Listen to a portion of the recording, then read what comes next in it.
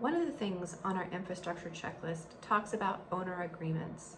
When you have multiple owners of a business, it's really important to have an ownership agreement in place.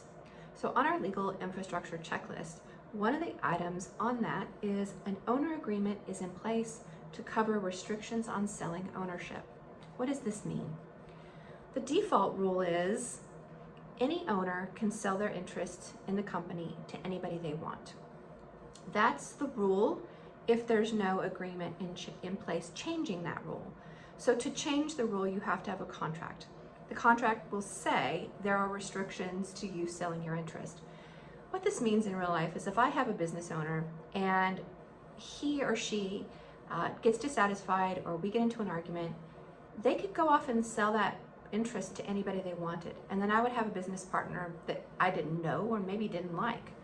So it's important to put restrictions on selling the interest so that this doesn't happen to you. It also puts in place what happens when an owner wants to leave the business. How does that process work? So not only do you restrict their ability to sell to anybody they want, you also put in a process that says, okay, in these circumstances, this is when you can sell your interest. And I get a first right of refusal, or the company gets the first right of refusal. And if that doesn't work out, then possibly they would have the ability to go and sell it to a third party.